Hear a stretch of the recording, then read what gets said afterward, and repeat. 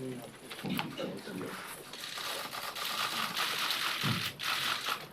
afternoon. Good afternoon. Yesterday, our country lost a giant of the court and a clarion voice for justice, equality, and the rule of law, Justice John Paul Stevens. Justice Stevens was a true guardian of the Constitution.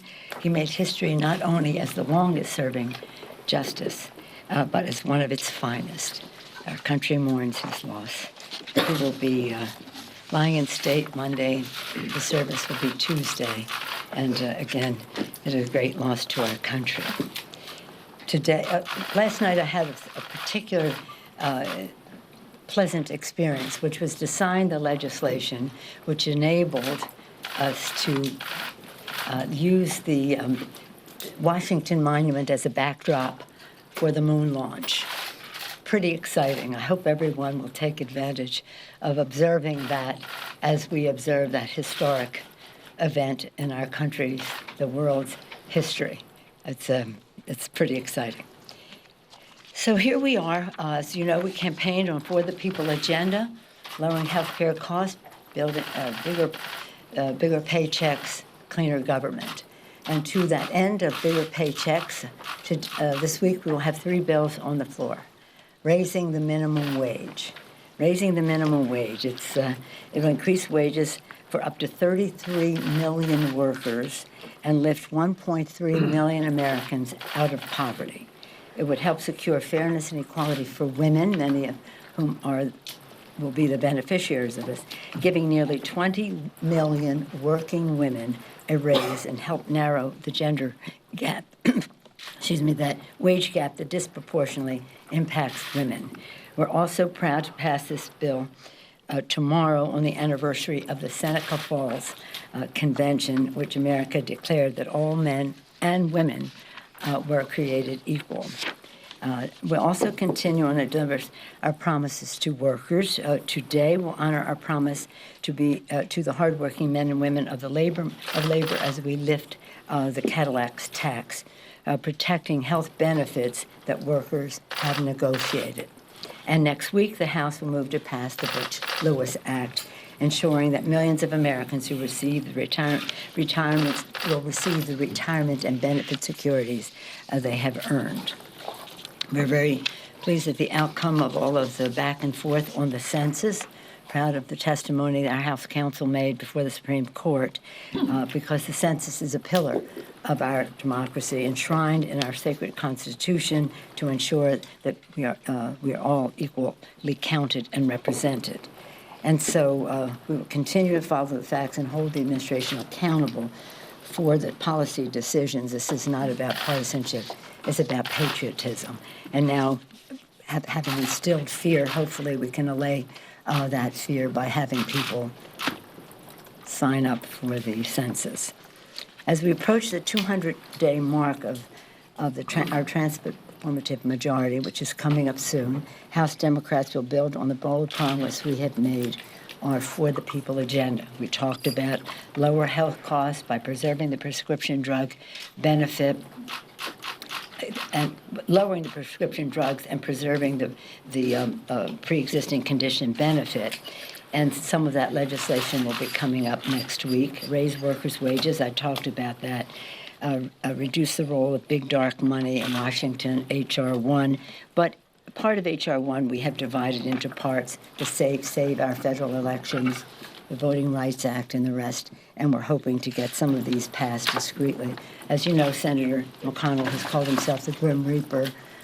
We have news for him. As I've said before, these bills are alive and well with the public, and public opinion, as Lincoln has said, can make almost anything happen. So we look forward to that. Questions? Thank you, Madam Speaker.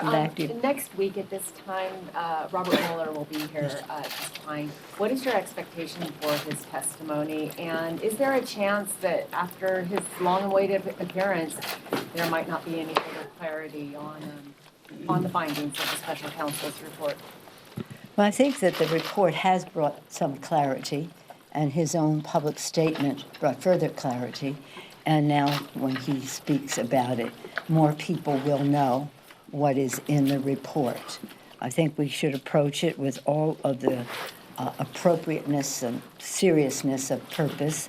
This is about our country, our Constitution, and the separation of powers, obstruction of justice, issues like that. So I would say that, again, it's about patriotism. Let us listen. Let us see where the facts will take us, and let us have this be as dignified as our Constitution would require.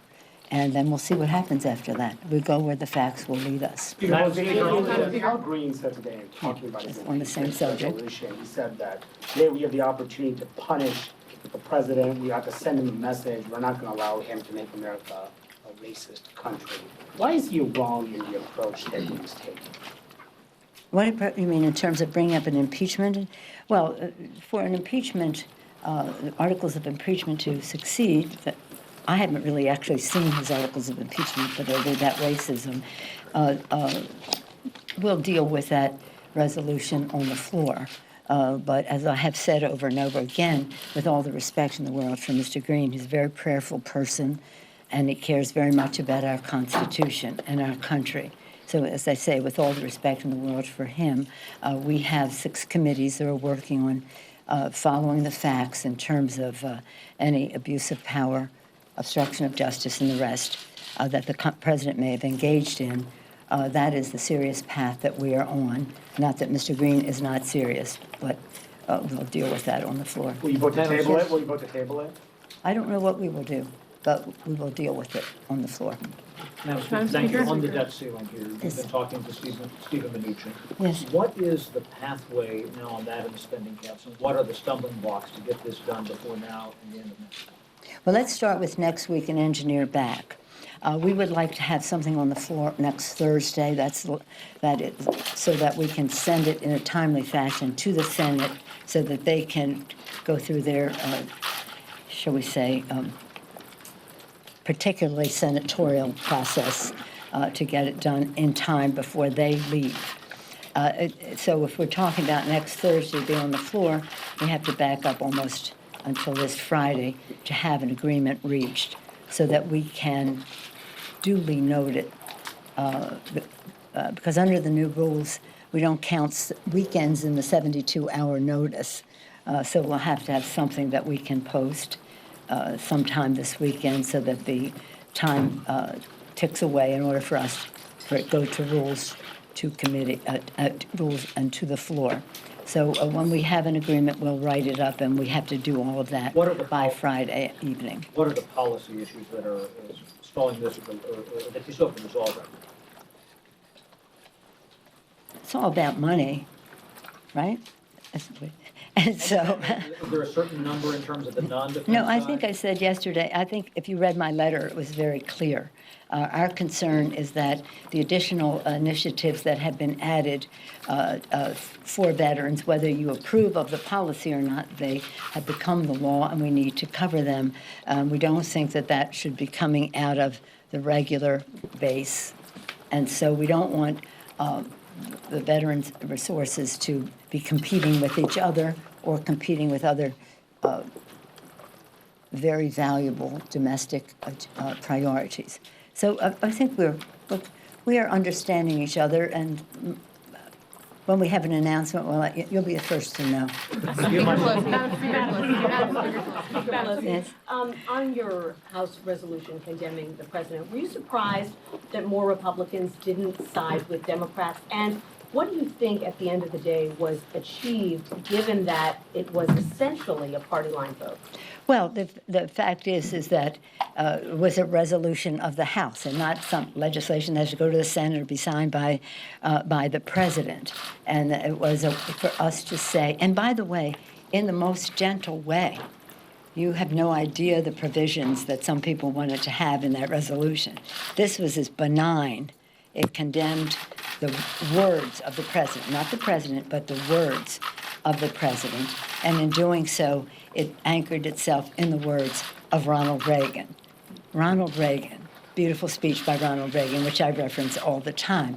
And so you would have thought that that benign approach might have appealed to them. But when you say, were you surprised, were you disappointed, my expectations are not great, but you always hope that they might do the right thing and say that that language that the president used was beneath the dignity of the president, beneath the dignity of the people he was criticizing. And by the way, we were offended that he spoke in such a way about members of Congress, but we're offended that he says that about people across the country all the time. Go back where you came from. And that, by its definition, those words are racism. You go look in the AP and other places where they define certain words. That's what that is. But we weren't saying that he was racist. We were saying that the words that he used were racist. So that was as gentle as it could be, considering the inappropriateness and the disgusting nature of what the president said. So that we did what our members wanted to do and had a very strong 100% vote on it. Madam Speaker, the president is clearly trying to cast this broader debate as a choice between him and your more progressive members. This fight has now dominated the conversation this week. You've had your resolution. The Democrats are rallying behind these members. Are you concerned that the president is goading you? Is there any danger playing you know what? With all due respect, let's not waste our time on that. We're talking about what we're going to do to help the American people. Our caucus is unified on all of that. Throughout the whole campaign, I said to the candidates, don't even mention his name. Everybody knows who he is. You don't have to describe him to anybody. Let's just talk about what we are going to do. And we're going to devote the whole month of August to our For the People agenda, which was successful in terms of connecting with people and their concerns. It's still the cost of health care, the stagnation of wages, and the distrust of government are still loom large as concerns for the American people, and that's what we're going to be about. We're not having him set our agenda, we're setting our own agenda. Madam Speaker, do you have any concerns that the focus on impeachment today and the votes on the floor related to it could jeopardize Robert Mueller's appearance next week? No, I think we'll get rid of all this right now. We did our resolution expeditiously. We'll deal with the Mr. Green's resolution, but we do have to have a clear path. I do think that the president is trying to, and we cannot, and you cannot, and we cannot buy into his fog that he wants to create over everything, because he knows, we all know the argument that can be made against us in terms of our philosophy, in terms of our priorities and the rest. And the president knows the argument that could be made against him, and therefore he wants to distract from him. You have to give him credit. He's a great distractor, and that's what this is about. So it is, let's just take it to a better place. Let's take it to a better place. America. The president wants to make America great again. We all do. What does that mean? What is America? So many times we've come together and we've talked about America. America as our ideals in the Constitution, an example to the world of founding documents that rejected a monarch and put forth separation of powers. Article 1, the legislative branch having that priority in listing, and that is being that's being dishonored by the President of the United States. What is America? We the people. We the people, nation of immigrants, by and large, and he is denigrating all the newcomers who come to our country in complete opposition to the beautiful words of Ronald Reagan in the last speech that he made to the country as President of the United States. It is America, this beautiful land, from sea to shining sea and beyond, and God's gift to us that he is almost every day, but certainly every week, degrading and saying that we're not going to deal with climate on the basis of any science. Really? What is America? Our values. And that's the debate we have all the time in the battle of the budget and the rest in terms of how we invest in our children's future and how these things all come together under the guidance of our founders, we the people, they said in the preamble to the Constitution, but they also said, e pluribus unum, from anyone, couldn't imagine how many or how different we'd be, but they knew we had to be one.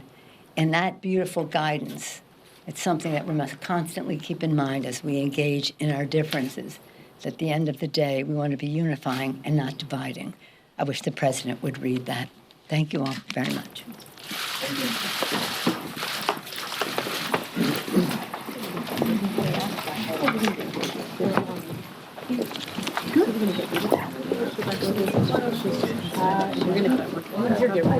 We're gonna deal with it really quick. She's like, well, we're gonna get that on. Yeah, we're moving.